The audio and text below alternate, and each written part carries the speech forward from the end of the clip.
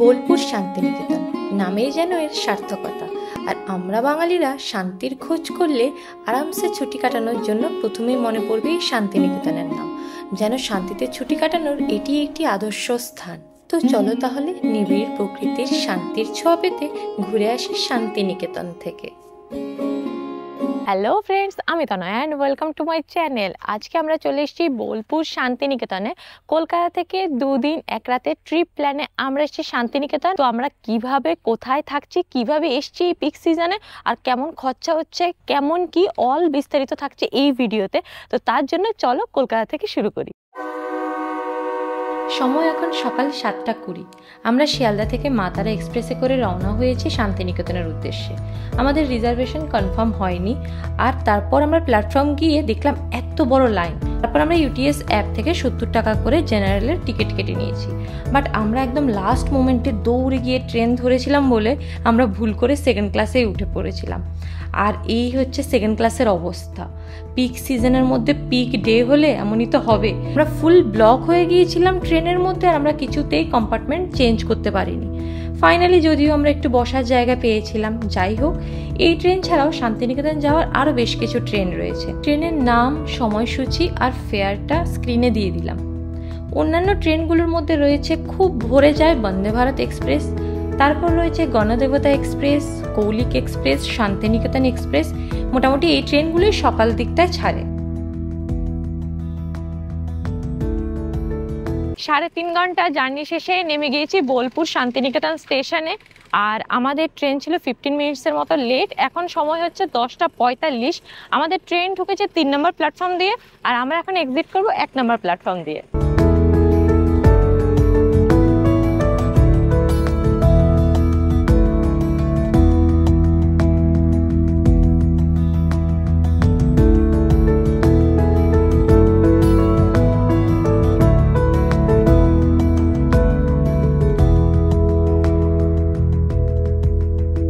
আমার প্ল্যাটফর্ম দিয়ে এখান দিয়ে এক্সিট করে তারপর একটু ডান দিকে ঘুরলে এখানটা রয়েছে সব অটো স্ট্যান্ড। এখান থেকে সাইট সিইং করার জন্য সব অটো পেয়ে যাবে। স্টেশন থেকে বেরোলে ঠিক সামনেই চোখে পড়বে গীতাঞ্জলি রেল মিউজিয়াম। চাইলে মিউজিয়ামটা একবার ঘুরে নিতে পারো।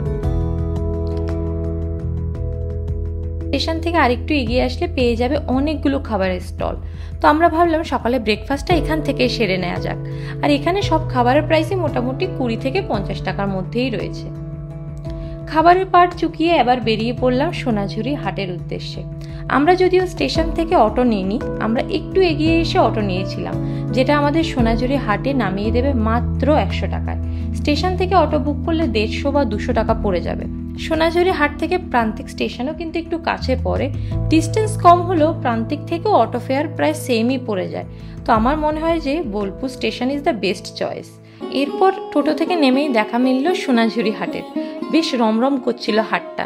যাই হোক, আমরা যাব এবার রুমে, একটুখানি ফ্রেশ হয়ে বিকেলের দিকে আসবো সোনাঝুরি হাটে। তো আমরা নিয়েছিলাম মুক্তধারা গেস্ট হাউস। এই দেখো বাইরের দিকটা অপূর্ব ছিল গেস্ট হাউস।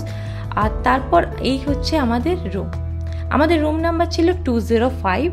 আর রুমে ঢুকেই ছিল দুখানা খুব সুন্দর ব্যালকনি, যেখান থেকে বাইরের অনেকটা দূর অব্দি ভিউ আসছিল। প্লাস হোটেলের যে এরিয়াটুকু সেটাও খুব ভালোভাবে আমাদের ব্যালকনি থেকে দেখা যাচ্ছিল। এবার বলে দিই হোটেলের প্রাইস কেমন পড়লো। আমরা যেহেতু পিক সিজনের মধ্যে পিক ডেতে নিয়েছিলাম, তো আমরা আগে থেকে কোনো বুকিং করে যাইনি, আমরা অন স্পট বুকিং করেছিলাম। আর আমাদের রুম পড়েছে ইনক্লুডিং ব্রেকফাস্ট 2200 টাকা। আর তারপরেই আমাদের রিফ্রেশমেন্টের জন্য দিয়ে গেল 2 কাপ গরম গরম চা। নেক্সট ফ্রেশ হয়ে আমরা চলে গিয়েছিলাম হোটেলের ডাইনিংয়ে। ঝা চকচকে সুন্দর ডাইনিং। গেস্ট হাউসটি যেমনি ঝকঝকে ছিল তেমনি ছিল হোটেল ওনারের অমায়িক জেস্চার। যাই হোক, এবার চলে আসি দুপুরের খাবারের মেনুতে। আহা, অনেকদিন পর বাঙালি খাবার। গরম ভাতে ঘি, 2 রকমের ভাজা, 2 রকমের সবজি, ডাল, চাটনি, পাঁপড়। চেটেপুটে খাওয়া হলো দুপুরের ভুরিভোজটা। আর হ্যাঁ, ভুরিভোজের পর একটুখানি সময় কাটিয়ে নিলাম হোটেলের বাইরের দিকটাতে। আর তারপর এবার বিকেলবেলার দিকে আমাদের প্ল্যান হচ্ছে সোনাঝুরি হাট। সোনাঝুরি হাটে ঢুকতে বেশ জমজমাট ব্যাপার। আদিবাসী নৃত্য, চারদিকে বাঙালি পোশাক আশাক, চারদিকে সবাই শপিং করছে। পুরোটাই যেন বাঙালিময় হয়ে উঠেছে। সোনাঝুরি হাটের উপরে আলাদা করে একটা ডিটেইলড ভিডিও তোমাদের সঙ্গে শেয়ার করব, যেটা খুব শীঘ্রই আসছে। এবার আমাদের কেনাকাটির পালা। কেমন লাগছে এটা? তুমি কত টাকা বললো যেন? হ্যাঁ 250। 250 টাকা হ্যাঁ। কম করবে না? দেখো দাদা এটা ডিসকাউন্ট দেবে না? আমি তো ভেবেছিলাম 150 টাকায় দিয়ে দেবে তুমি। আমি জানি 200 টাকা বললে তুমি দিয়ে দেবে, তাই 150 টাকা বললাম। ফাইনালি কততে নিতে পারলে? দাদা তো কমাচ্ছে না কিছু। তো আমি অ্যাট লাস্ট এটা নিয়ে নিলাম। তুমি ক পেয়েছো? ওয়াও, এদিকে রয়েছে খুব সুন্দর সুন্দর কিছু ছাতা। ওয়াও, ছোট ছাতাগুলো তো এত কিউট কিউট। 300 বললে? 350। আচ্ছা, কি সুন্দর। এবার একজন টোটোওয়ালা ভাইয়ের কন্ট্যাক্ট ডিটেলস শেয়ার করছি, যার মাধ্যমে তোমরা পুরো শান্তিনিকেতন খুব সুন্দরভাবে ঘুরে দেখতে পারো। আমার নাম সঞ্জু। আপনারা যদি শান্তিনিকেতন ঘুরতে আসেন, ঠিক আছে, আমার নাম্বারে আপনারা কল করে টোটো রিজার্ভ করতে পারেন। শান্তিনিকেতনের সমস্ত জায়গা আমরা আপনাদেরকে নিজেদের মতন করে ঘুরিয়ে দেবো। আগে থেকেও তোমায় বলে দিলে অবশ্যই আমরা স্টেশন থেকে একদম মানে ফোন করলে স্টেশন থেকে সরাসরি যদি বলে কাউরি রুমও দরকার আছে, তো আমরা সেই রুমটাও ব্যবস্থা হয়ে যাবে। ঝুড়ির উপচে পড়া ভিড় ওটা শেষে এখন আসলাম শালবনিতে। এখন পুরো শান্ত, চারদিক শান্তি আর শান্তি মনে হচ্ছে যে পুরো শালবনির মধ্যে অল্প কিছু লোক রয়েছে, অল্প কিছু লোক, তাই তো বলছি, অল্প কিছু লোক রয়েছে, বাট পুরোটা ফাঁকা।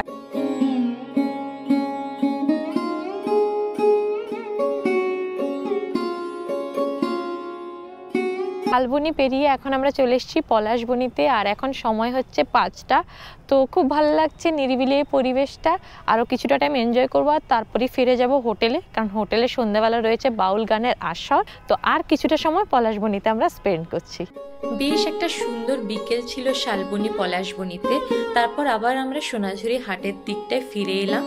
সন্ধে নেমে এসেছিল, সকলে এবার ফিরে যাওয়ার পালা। আর হ্যাঁ, ভিডিওটা যেহেতু খুব বড় হয়ে যাচ্ছিল, তাই শান্তিনিকেতনের বাকি ডিটেলসগুলো আমি সেকেন্ড পার্টে শেয়ার করব। এনিওয়ে, আমাদের হোটেলে ছিল বাউল গানের আসর, তো তাই আমরা তাড়াহুড়ো করে ফিরে গেলাম হোটেলে। তো চলো যেতে যেতে তাহলে একটা বাউল গান শুনে নিই।